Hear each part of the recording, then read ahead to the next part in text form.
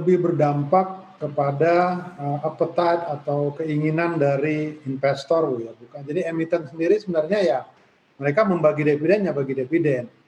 Kemudian investor yang menerima ini tentunya uangnya mau diapain nih?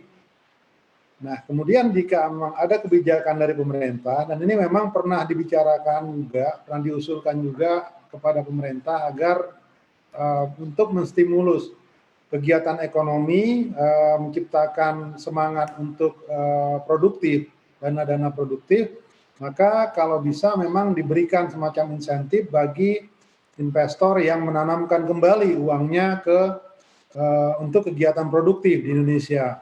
Dan tentunya ini direspon positif oleh pemerintah di dalam Undang-Undang Cipta Kerja ini, di mana pemerintah dalam hal ini mengubah Undang-Undang Pajak tahun 2008 itu terakhir, yang 2003 ya, 2003 yang terakhir berubah di 2008, bahwa untuk investor yang mengembalikan uangnya ke dalam kegiatan produktif di Indonesia, maka bisa dibebaskan dari pajak dividen.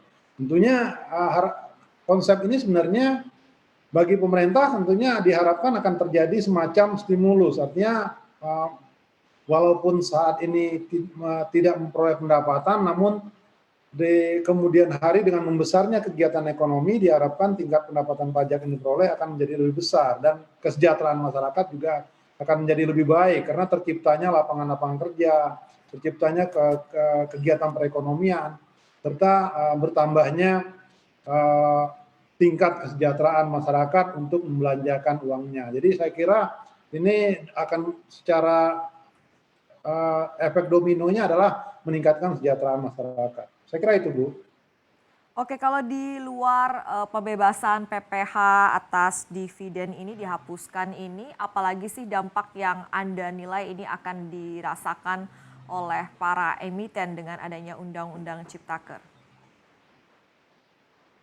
Undang-undang ini akan memacu produktivitas ya, kemudian juga akan menekan ekonomi biaya tinggi. Penyederhanaan, jadi sebenarnya kalau kita lihat bahwa beberapa hal ya, banyak hal, ada 11 klaster yang ada di dalam undang-undang ini, sebenarnya salah satunya adalah mempermudah perizinan.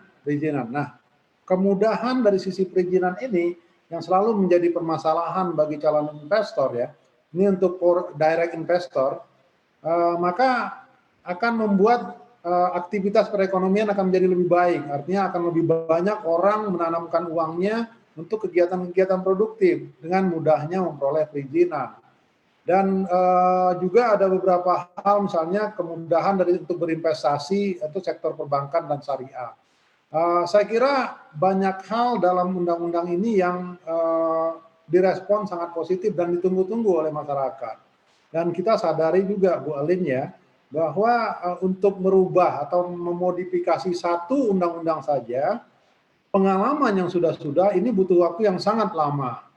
Bahkan ada undang-undang yang direncanakan 20 tahun yang lalu untuk dirubah, sampai hari ini belum juga bisa dilakukan perubahannya. Jadi hadirnya Undang-Undang Cipta Kerja ini dengan model seperti ini kami kira cukup efektif, bisa lebih cepat, dan pekerjaan pembuatan perundang-undangannya bisa lebih cepat, dan pasal-pasal yang berubah hanyalah pasal-pasal yang diperlukan saja. Saya kira itu sesuatu hal yang sangat positif ya bagi jadi struktur hukum di Indonesia. Ya, kalau dari sisi efek positifnya ini yang paling akan merasakan manfaatnya ini ada emiten-emiten di sektor tertentu, Pak, menurut Anda?